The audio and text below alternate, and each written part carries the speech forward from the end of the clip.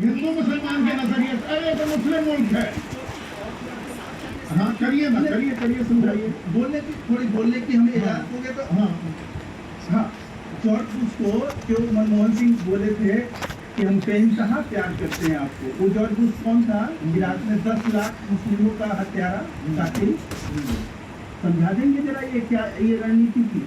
अच्छा गवर्नमेंट क्या बारे में भी उन्हें भी समझाएंगे ना। ये देश नहीं, कांग्रेस ने तो कूटनीति की मच्छी पलीत कर दी। चाहता हूँ ना। नहीं, कांग्रेस ने तो मच्छी पलीत कर दी है, उसका खामियाजा भी भुगत रही है। 11 साल से विपक्ष में बैठी है। तो माय डियर ट्रम्प, ये ट्रम्प जो ये 150 बच्चे मारे गए, अच्छा ये ट्रम्प देश का गब्बर सिंह, दुनिया का गब्बर सिंह बना हुआ है, लठैत बना हुआ है, ये ठीक कर रहा है। हाँ, ट्रम्प को आज से छोड़िए, अमेरिका की दादागिरी तो मतलब दादागिरी की आजादी से पहले की, तो वो हमेशा से दादागिरी है, तो वो दादागिरी कबूल है, वो दादागिरी कबूल है। रिचर्ड निक्सन ने दादागिरी की थी, कहा था कि मैं 7वां बेड़ा भेज दूंगा, सभी चीज भेज दूंगा, 2 टुकड़े मत करो ये पाकिस्तान के, युद्ध को रोक दो। दादागिरी मान ली थी भारत ने, दादागिरी मान ली थी भारत ने, बड़ा आसानी से कह दिया आपने कि अमेरिका तो दादागिरी करता आया है। हमने दादागिरी का मुंहतोड़ जवाब दिया था कि नहीं दिया था? नहीं, अमेरिका की दादागिरी का मुंहतोड़ जवाब अमेरिका ने क्या बोला? अमेरिका और ईरान बैठ के बात कर रहे थे बंद कमरे में, अचानक क्या हुआ? उस भारत का कहीं तो मतलब हमारा कोई लेना देना नहीं। कतर पर हमला, हम उसकी निंदा करेंगे। ईरान पर जो ये हमला हुआ, ईरान पर जो हमला हुआ, अच्छा कि आपने ओमान का जिक्र कर दिया। ओमान के विदेश मंत्री कह रहे हैं कि सब कुछ ठीक ठाक चल रहा था, अगली बैठक होने वाली थी और ईरान ने कह दिया था कि भाई हम अपना न्यूक्लियर एनरिचमेंट प्रोग्राम वो थाम देंगे, हम सिर्फ सिविलियन यूज करेंगे, 3 से 5% हम करेंगे एनरिचमेंट। हाँ तो अच्छा कुछ नहीं। हाँ, और ऐसे में शांति होने के बजाय युद्ध छिड़ गया। तो उसकी कोई मतलब इजराइल या अमेरिका की मजम्मत निंदा करना, वो हमला ईरान ने किया था कि इजराइल ने किया? मैंने कहा आप तो स्टार्टिंग देखिए ना, मैंने जब आपको गिनाया कि भाई हिजबुल्लाह और हमास को खुला समर्थन देके जब उनके लोगों को, उन मासूम लोगों को मारा गया, 200-300 लोगों को, तो भारत ने निंदा की थी 2023 में। अरे भाई, अरे सोनिया गांधी सरकार चला रही है क्या? नहीं, सरकार ने निंदा की ना 2023 में, जब इजराइल पर हमला किया, गजा पे हमला हुआ था। तो अगर ईरान पर हमला हो रहा है, ईरान पर हमले की निंदा क्यों नहीं हो रही? सवाल मैं ये पूछ रहा हूँ, सोनिया गांधी कौन है? संदीप जी, सोनिया गांधी सरकार है। सोनिया गांधी से एक ही सवाल है, सोनिया गांधी से एक ही सवाल है, सोनिया गांधी सरकार चला रही है, जो फंसे हुए हैं उनके लिए क्यों नहीं कि उनके लिए आना पीना क्यों नहीं करेंगे? अच्छा मतलब हम कुछ नहीं बोलेंगे। अच्छा एक मिनट, हम कुछ नहीं बोलेंगे, हम कुछ नहीं बोलेंगे तो भारतीय महफूज रहेंगे। एक मिनट, अरे आज तो आप कुछ और ही मूड में आए हैं। अगर सरकार कोई सीधा स्टैंड नहीं लेती तो भारतीय सुरक्षित होगी। यानी कि अगर ईरान कर रहा है हमले दुबई पर और आसमान में धुएं का गुबार है, या ओमान में एक मालवाहक पर हमला किया, तो हम कुछ नहीं बोलेंगे तो भारतीय सुरक्षित रह जाएंगे। और 10,000 से ऊपर तो ईरान में भी है ना, वहां पर जो ये हमले हो रहे हैं उसमें भारतीय मर सकते हैं, तो हम चुप रह जाएंगे तो कुछ नहीं होगा। देखिए संदीप जी, मैं ना आपको ग्लोबल पॉलिटिक्स से ये तरीका समझा देता हूँ, फिर आपको भारत की स्थिति पता लगेगी। खाड़ी देशों में चाहे कतर है, कुवैत है, सऊदी अरब है, इन सब ने अपने यहाँ पर बेस बनवाए। यूएई ने बेस बनवाए अमेरिका के। अमेरिका ने कहा भैया झंडा भी लो आप और आपको मैं सुरक्षित भी रखूंगा। हाँ, क्या आपको देश सुरक्षित है आज? एग्जैक्टली। ईरान ने ठोका ना। हाँ, आप वो बोले भैया तुम्हारे देश पे कोई अटैक कर रहा है, हमारी रिफाइनरियां उड़ा रहा है, आपने तो हमें गारंटी दी थी सुरक्षा की, वो गारंटी कहाँ गई? वो तो वर्ल्ड सिटी दुबई, मतलब दुबई की तो सुरक्षा पर सवाल खड़े हो गए। क्या साथ हो रहा होगा उन देशों को कि भैया ये क्या आफत मोल ले ली हमें? अगर कम से कम अगर आप अजरबैजान देखें बगल में, लगता है ये सिलसिला संकी है, किसी को भी फंसा देगा। एग्जैक्टली। तो मेरा कहने का भाव ये है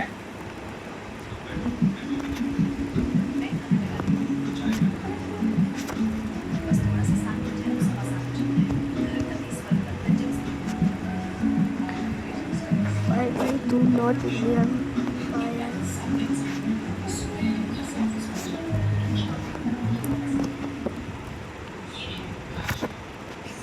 हो चुका था।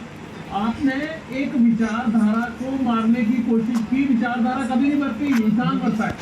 आयतुल्लाह मर गया, लेकिन आज लोग पता क्यों इकट्ठे हो जैसे गए? सेना के टॉप कमांडर्स आपने खल्लास कर दिए, पर अब वो मोज़ैक डॉक्ट्रिन में 31 टुकड़ियों में बच गई, अलग अलग काम कर रहे हैं वो। यहीं से तो ये पता लगेगा कि इसका टारगेट आयतुल्लाह को मारना या परमाणु ठिकानों को नष्ट करना नहीं है। ये तो पूरे मुल्क को बर्बाद करना चाहता है, अवाम को बर्बाद करना चाहता वेपन्स ऑफ मैस डिस्ट्रक्शन बताकर 2003 में घुसे थे ना इराक में। क्या मिले? वो जैविक हथियार मिले, एक सुखनी बम भी मिला वहां पर, दिखाया किसी को? है। अब मान लीजिए कि 2020 में डोनाल्ड ट्रंप की केस में उन्होंने एक बड़ा ऑपरेशन किया और उन्होंने एक टॉप कमांडर था, उसको इराक में मार गिराया। नाम था कासिम सुलेमानी। क्या भैया उसकी मौत के बाद आयतुल्लाह ये सोच के बैठा था कि अब ये कुछ नहीं करेगा? उसको पता था कि ये जब भी करेगा मुझे भी निपटाएगा, इजराइल के साथ मिलकर मेरे कमांडरों को भी निपटाएगा। इसीलिए उन्होंने अपने डिफेंस सिस्टम को मल्टी लेयर डिवाइड किया और जितनी मोसाद इनकी रैकी कर रही थी उस हिसाब से इन्होंने अपने मिसाइल ऑपरेशन को डिवाइड किया और इतने ज्यादा मल्टी लेयर सिस्टम को बनाया है कि आज भी इनके कमांडर भी मर रहे हैं ईरान से, लेकिन अटैक भी हो गए हैं। अब यही देश जो सुरक्षा के लिए अमेरिका के बेस बनवा के बैठे थे, यही कहेंगे, आज कर दिया गया है ना, यही कहेंगे भैया डिप्लोमेटिक हल ढूंढो, आपके चक्कर में कहीं हम भी ना तो बर्बाद इसमें जो राहुल गांधी कह रहे हैं भाई, ईरान पर हुए, ईरान जो हमले कर रहा है उसकी भी निंदा करो, वो तो कर रहे हैं, पर ईरान पर हुए हमले की भी निंदा करो। देखिए पॉलिटिकल स्टेटमेंट यही होती है। हाँ, अगर मान लीजिए पहलगाम पे अटैक हुआ था तो ईरान के प्रेसिडेंट ने, मुझे तब का पता है किसी को खुद पूछ गया था, ईरान के प्रेसिडेंट ने उसको कंडेम किया था। तो सवाल ये बनता है कि कहीं भी मानवता की हत्या हो रही है। नहीं, ये सिलेक्टिव रीडिंग की जा रही है कि अब ये नया विमर्श की ईरान तो दुश्मन है, अब 65-71 के युद्ध की याद दिला रहे हैं। यही नहीं पता, अरे भाई आम आदमी बता देगा, 2-4 चैनल तो बताएंगे ना। उस वक्त तो रजा पहलवी की का भी काम था, वो भी छोड़ दीजिए आप। ऑपरेशन सिंदूर में ट्रंप ने क्या शीशा लेकर किया? हाँ, वो भी शीशा लेकर किया। मैं तो ये कहूँगा कि भारतीय पॉलिटिकल जगत में इनकी स्टेटमेंट से जितना नुकसान हुआ, सब नुकसान तो विपक्ष की स्टेटमेंट से हुआ। तो मुझे ये लगता है कि ये जो एक पागल आदमी है, ये हिटलर की तरह बिहेव करने लग गया है। ये एक तरह से मानवता के दुश्मन के ये सबसे भी तो परेशानी है और हम इसकी समझ के शिकार क्यों बने? एक चीज और हाँ, भाई, इस आदमी की हालत के चक्कर में अब ये मिलिट्री कॉन्फ्लिक्ट नहीं है, अब ये धीरे धीरे संकट की तरफ तब्दील होता जा रहा है, तो दुनिया को झेलना पड़ेगा। और उनको लेके कह रहे हैं अरे भैया अभी नहीं पता लगा, जुलाई महंगी होगी, जब ये सब चीजें हमारे घर तक आने वाला तेल महंगा होगा, अन्य चीजों में प्राइस हाइकिंग होगी, तब सारी दुनिया कहेगी यार इस ट्रंप ने ये क्या हालत कर दी हमारी। तो सवाल ये है कि ईरान झुक नहीं रहा है, खाड़ी देशों की तो हालत कर दी, अब बाकी की इकोनॉमी का दीवाना पीटने पे आप लगे हुए, तो डिप्लोमेटिक हल क्यों नहीं चाहिए? सब देशों को आगे देना चाहिए कि रुकिए। ग्रेट की अगुवाई इस साल भारत कर रहा है। अब वो 5 देशों का संगठन तो नहीं रह गया, 11 देश है, उसमें ईरान भी है, उसमें ब्राजील भी है, उसमें रूस भी है, उसमें चाइना भी है, उसमें इंडोनेशिया भी है। वो सारे मुल्क हैं जो अमेरिका और इजराइल के हमले की निंदा कर रहे हैं और हम इस संगठन की अगुवाई कर रहे हैं। एक संदीप जी और सवाल, हाँ, मान लीजिए कि हिजबुल्लाह को ये सपोर्ट कर रहे थे, मैं भी मानता हूँ हिजबुल्लाह और हमास को इनकी सपोर्ट थी, मैं दोनों ही इलाकों में महीना रह हाँ, रह के गया, आए। ठीक है। अरे यार जब आप हिजबुल्लाह पे अटैक कर रहे हो तो इनको भी साथ ही ठोक दो ना। आपने तब क्यों नहीं किया ये? आज आप ईरान के साथ भी लड़ रहे हो और इजराइल ने आज लेबनान में भी हमले तेज कर दिया है। लेबनान का आप देख लेना कम से कम 10 किलोमीटर का एरिया जाएगा। आज मैं बता रहा हूँ साउथ लेबनान का नहीं गया तो 30,000 लोगों ने तो आज पलायन कर दिया लेबनान से। ठीक है, 50 गाँव को खाली करवा दिया गया है।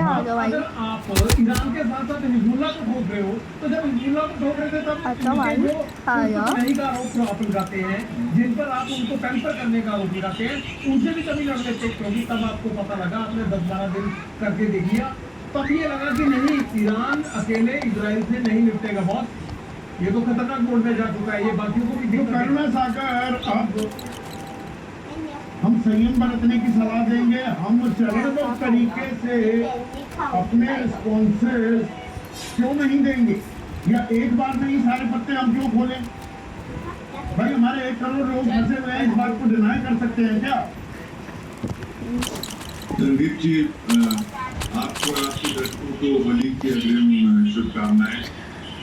और इस बार 4 दिन पहले जिस तरह से ईरान के सर्वोच्च नेता खामनेई की हत्या हुई बिना युद्ध के घोषणा के, जबकि ओमान में निगोशिएशन चल रहा था और ओमान ने कहा कि निगोशिएशन में ईरान हर बात को मानने को तैयार था, लेकिन इनको युद्ध करना था। और जो भारत के संविधान का अनुच्छेद 51 है, जो कहता है कि हमारी विदेश नीति शांतिपूर्ण समाधान, बातचीत, अंतर्राष्ट्रीय कानून के सम्मान और संप्रभुता समानता पर टिकी होनी चाहिए। वो तो कर ही रहा है ना भारत। हमारी ही जो पहली रिएक्शन आई थी ये थी, और 3 दिन पहले जब युद्ध का पहला दिन था, तो भाई संयम रखिए और संप्रभुता और क्षेत्रीय अखंडता का सम्मान कीजिए। दोनों तरफ से कहा गया। यूएन चार्टर में आर्टिकल 2.4 साफ कहता है किसी भी राज्य की टेरिटोरियल इंटीग्रिटी और पॉलिटिकल इंडिपेंडेंस के खिलाफ बर्ताव नहीं किया जा सकता है। दूसरा 2.7 जो है वो कहता है कि किसी घरेलू मामलों में दखल नहीं किया जा सकता है। इसमें जो चुप्पी है प्रधानमंत्री की, किसी प्रधानमंत्री ने 2016 में कहा था कि ईरान के साथ जो हमारा संबंध है वो ऐतिहासिक है और हम एक दूसरे के हमेशा साथ रहे हैं। लेकिन आज जो चुप्पी है वो चुप्पी नहीं, ये चुप्पी ये आप राजनीति कर रहे हैं क्या? कूटनीति के मैदान में राजनीतिक पुतला रहे हैं। ये मैं इसलिए पूछ रहा हूँ। गणना सागर 2005 में भारत ने ईरान, ये देखिए ईरान के परमाणु कार्यक्रम को लेकर संदेश पहले से करते आ रहे हैं, और भारत ने 2005 में भी और 2006 में ईरान के खिलाफ इंटरनेशनल एटॉमिक एनर्जी एजेंसी में मतदान किया था, और फिर ये बात 2011 में भी की। यूएन में भी मतदान हमने ईरान के पक्ष में नहीं किया। 2021 में फिर IAEA में ईरान के खिलाफ वोट किया। तो ये तो सिलसिला आपके टाइम पे शुरू हो गया था। हमेशा से 2005 में मनमोहन सिंह जी ने वॉशिंगटन में जाके इराक के हमले को एक मिस्टेक कहा था, और जब अटल बिहारी जी विदेश मंत्री थे, चाइना गए हुए थे, चाइना ने वियतनाम पे अटैक किया तो वो तुरंत वापस आ गए। यहाँ पर प्रधानमंत्री जी 2 दिन पहले पहुँचते हैं इजराइल में, और इजराइल के मेडल लेते हैं, और उनके लौटते ही ये अटैक किया जाता है। और इसके साथ साथ हाइफा पोर्ट में अडानी को हिस्सा दिया जाता है। ईरान ने हमें यूपी के पे हमेशा तेल दिया है, और 4 माह को तेल लेना तो बंद कर दिया था ना। 17-18 में वही डियर फ्रेंड ट्रम्प की थे, उनके पहले कार्यकाल में वो तो बंद कर दिया। हमें पुरानी चीजों से आगे भी तो बढ़ना होगा कि नहीं बढ़ेंगे हम? करना सागर जी, मुफस्सिर महेश वर्मा, ये ईरान पर हम चुप्पी कब तक काबे रखेंगे? कतर पर हुए हमले की भी निंदा कर दी।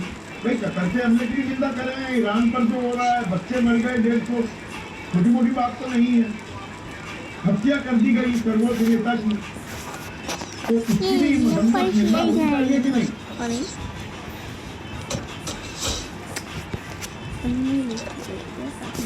संदीप भाई, सबसे पहले तो आपको, हमारे पैनलिस्ट और आपके दर्शकों को होली की ढेर सारी शुभकामनाएं। आ जाते हैं आज के मुद्दे पे। सवाल है कि जब 12,000 जेंजी की वहाँ मौत के घाट उतार दिए जाते हैं, तो किसी से भारत को पूछा जाता है क्या? जब हमास को खुला समर्थन दिया जाता है, तब भारत से पूछा जाता है क्या? हिजबुल्लाह को कहा जाता है तब पूछा जाता है क्या? क्या वही रटा है जब से रट रहा है। किन चीजों को आप सुन रहे हैं? पाकिस्तान के साथ आप $10 बिलियन का व्यापार, मुक्त व्यापार आप करने की संधि करता है, ट्रीटी करता है। मैं भी आगे नाके तक गया, हमारा भी गांव तो वहाँ जब फोन पे देने गए तो उन्होंने कहा कि पूछा जाता है क्या? संयुक्त अभ्यास होता है ईरान और पाकिस्तान का, तब पूछा जाता है क्या? सिंधु ऑपरेशन होता है, ईरान का विदेश मंत्री कहाँ होता है? और आज इन सब चीजों से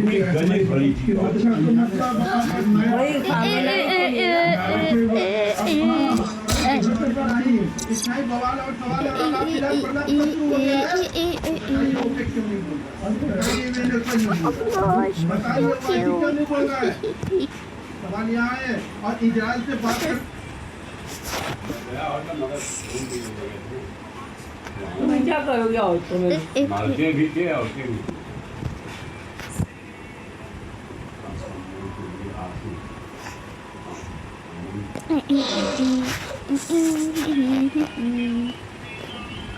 This to me.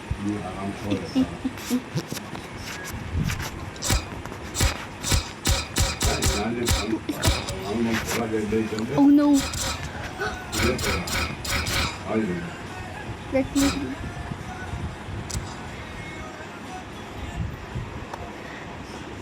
क्या हुआ तुम्हारी आँख में बार बार जा रहा है भाग बह रही है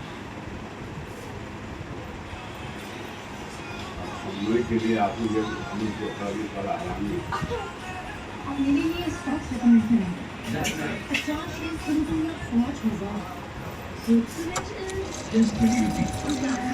मुर्दाबाद मुर्दाबाद क्या होता है Fixed brokerage on stocks and HDFC Bank. Download today. I don't think I can do that.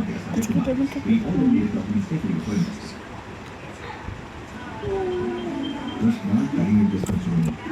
और वो तो लेने का किसको चुनें। बस बंगाल है वो नहीं पिए फालूदा